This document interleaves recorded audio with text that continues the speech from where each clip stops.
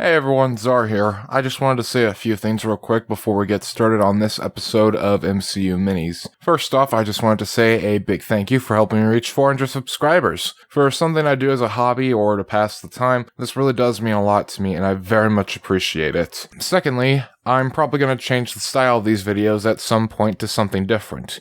Maybe a new avatar, but mostly just changing how I tell my thoughts on these movies, rather than having 3 sections for the films individually. Those being story, highlights, and conclusion. I'm just gonna write a script going from the story summary to the pros and cons. And so on and so forth.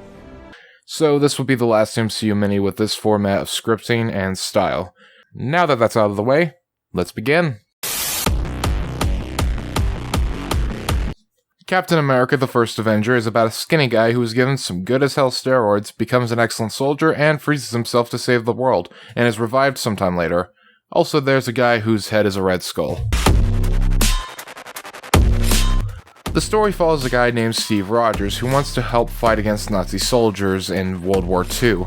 However, due to how many health problems he is unable to join, while his friend Bucky Barnes is about to head out. Steve spends some time with a doctor who has been working on a super soldier serum in order to make soldiers more powerful. So Steve manages to join the army and eventually volunteers to the super soldier experiment.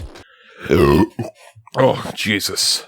He comes out much taller and buffer than he did before and helps lead soldiers after becoming more of a propaganda machine. Meanwhile, a group of Nazis by the name of Hydra steal the Tesseract, which was one of Odin's treasures, before coming to Earth. Steve, now as Captain America, fights various Hydra soldiers, falls in love with Peggy Carter, who was sent to help train soldiers as well, loses Bucky, and fights Red Skull in an epic battle. Red Skull, fueled by anger, tries to use the Tesseract against Cap, but it teleports him away somewhere. Cap then crashes into the Arctic and freezes himself for nearly a century. However, S.H.I.E.L.D. agents manage to find him, revive him, and Steve now wakes up in the 21st century. He meets up with Nick Fury, who asks him about joining a team. I really like the story. Sure, it's a bit basic and all, but it's still enjoyable for the right reasons.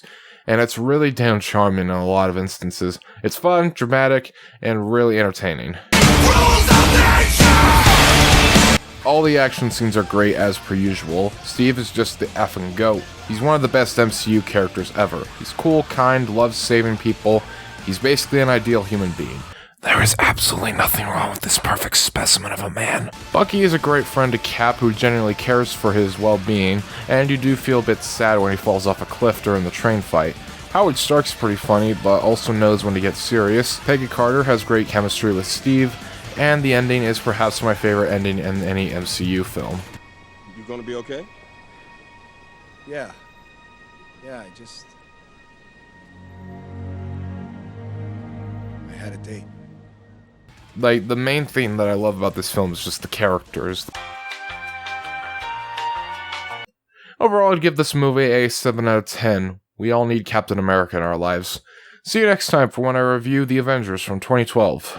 Okay, hold up, wait a minute, all good, just a week ago. Group at my house, and we party every weekend. So, on the radio, that's my favorite song. Make me bounce around like I don't know, like I won't be here long.